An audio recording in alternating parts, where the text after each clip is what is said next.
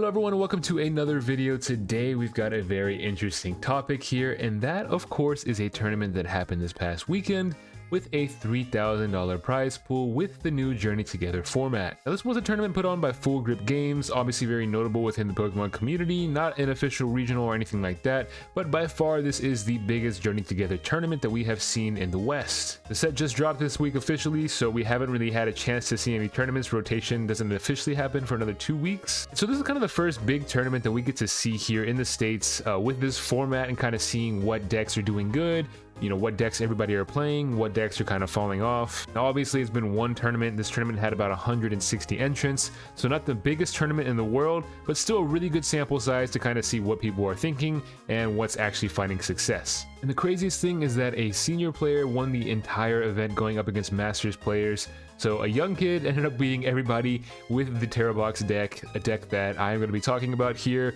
that a lot of people obviously thought would be the front-running best deck right now in the format, and he kind of proved why. Honestly, I was watching some of these sets, and the way that this kid is moving, like he knows exactly what he's going for. I feel like Tera Box is a pretty difficult deck to kind of pilot at first. You got to really kind of understand what you're going up against.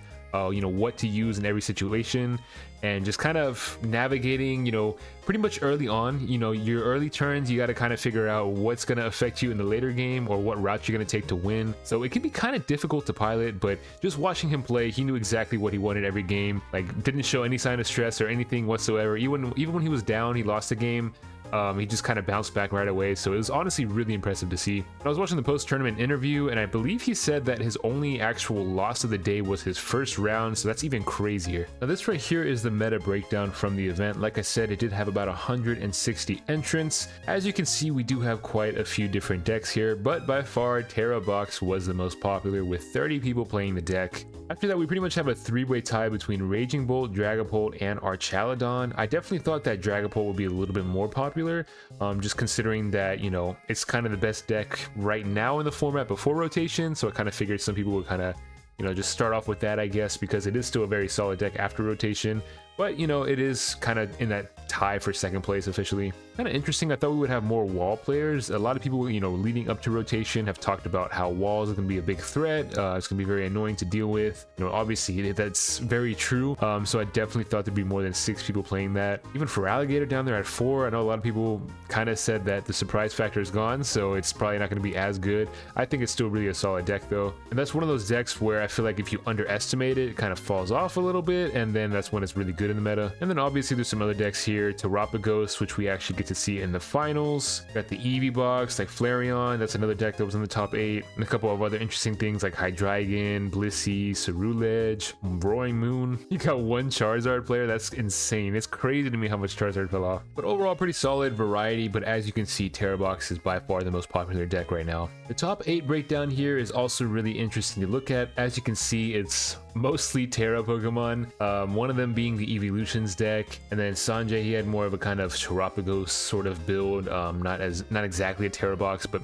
pretty similar, I would say. And then of course the Raging Bolt that I mentioned, but we also had a Gardevoir and a Goldango. Gardevoir's in a really interesting spot because it's not as good as it once was, obviously losing important cards like Refinement Curlia, but it is still a solid choice, and it's only gonna get better as we get more cards, as Mega Pokemon come out, so it will definitely rise in the future.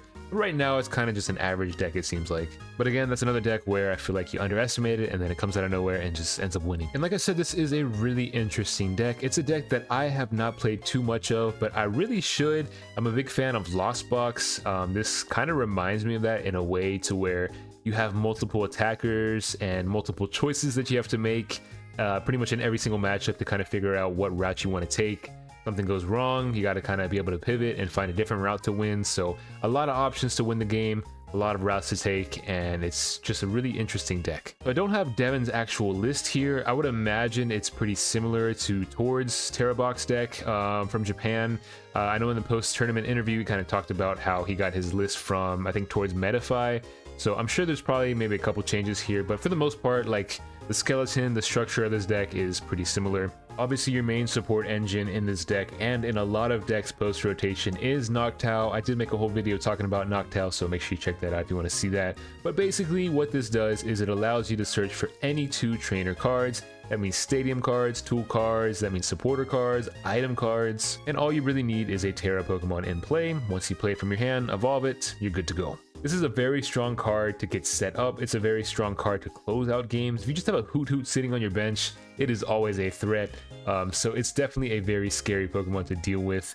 And just the fact that you have Area 0, you got a lot of really cool options with this deck, and a lot of it is because of Noctowl. And I know there's a lot of Pokemon here, so I'll try to go through this kind of fast to where it makes sense, but I just want to give like a general explanation on how these Pokemon work together. Teal Mask Ogerpon, you know, pretty simple right here. A lot of decks run this Pokemon because of its Teal Dance ability. It basically allows you to attach an extra energy and draw a card for it.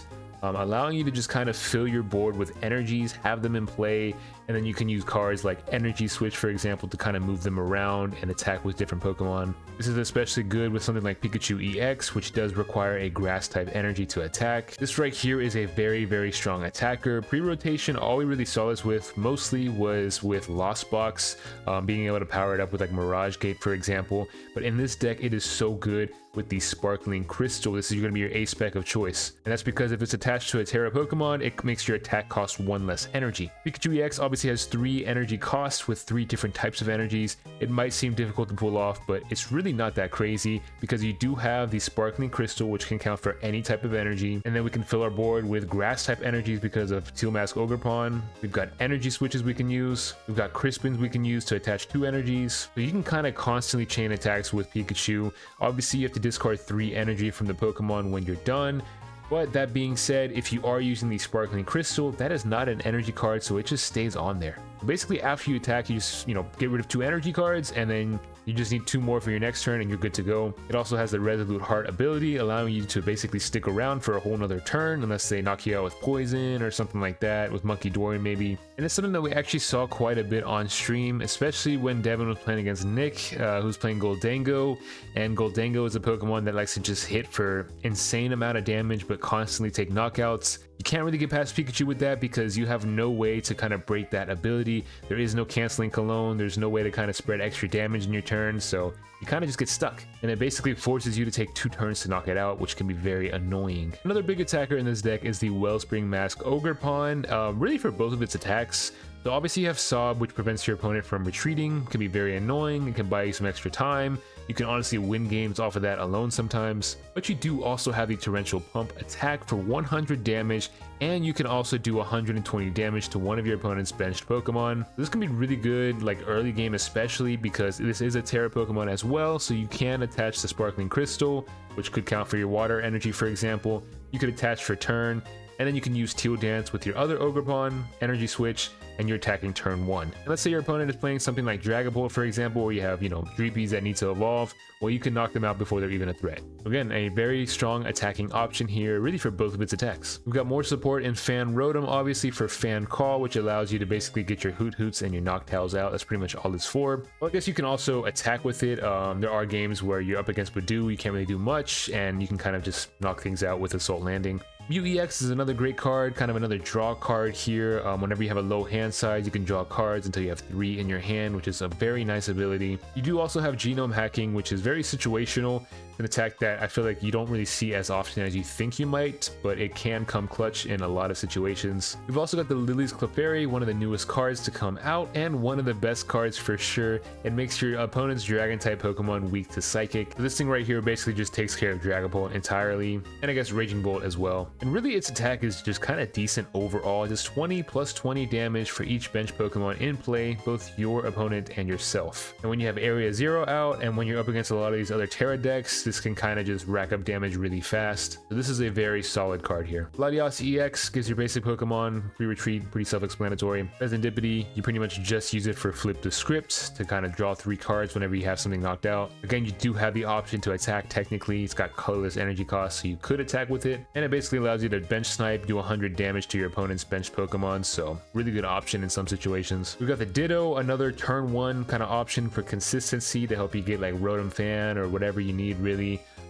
Basically just transform into whatever Pokemon you want. Terapagos EX, another solid attacker, mostly for unified beatdown. You could technically go for that Crown Opal as well. It's kind of another Tera Pokemon to build that consistency with Area 0. And lastly, the Bloodmoon Ursaluna. This is just one of those solid cards to kind of close out games as well. And that's pretty much the list of all the Pokemon. Again, I don't know if this was Devin's exact list, but I know this is kind of the copy-paste Tera Box list right here from Japan. This is Tori's list, so a lot of people have been playing a list like this or pretty similar to it. Everything else kind of just makes sense as far as support goes. A lot of consistency cards, supporters, a lot of consistency with research, Crispin, boxes, orders. Again, you do have the Energy Switch, which is really nice for the Ogerpons. And again, the ace spec of choice here is Sparkling Crystal, which makes the most sense by far. And then looking at the energy list here, you can kind of understand why this is a difficult deck to pilot. You have a lot of decisions to make because you're running 5 grass energy, you've got 2 psychic, but then you only have 1 energy for metal, water, and lightning. And in this list here, our only recovery option are the 2 Night Stretchers. So, you know, if you kind of burn your energies fast and you're not planning for the late game, it can kind of come back to haunt you. And again, with this list, you see that there's so many attacking options here. You basically have like 1, 2, 3, 4, 5, 6, you have like 7 solid attacking options, I would say. Very situational, some of these, you know, Ogerpon, the grass Ogerpon, for example, you're not going to be attacking with it that much, but there are situations where it could come in clutch. For example, if you're going up against Charizard, could be a really solid option. A card like Pikachu could be really good against a deck like Goldango, but not good against decks that use Monkey Dory because they help get rid of that ability, and then you just get one shot. You've got stuff like Water Ogerpon, which could be good in a lot of matchups, but let's say you're going up against an Iron Hands, it's kind of a liability because they can take 3 prize cards. A lot of different routes and a lot of different options, and that's why this deck is so exciting, and that's why it's very exciting to see this deck win the whole tournament. And going into rotation, I know a lot of people have said this, like you want to have a deck that's mostly consistent, just because, you know, it's early on, it's rotation, we lost a lot of cards here, and you know, we're kind of trying to figure out what's going to work the best.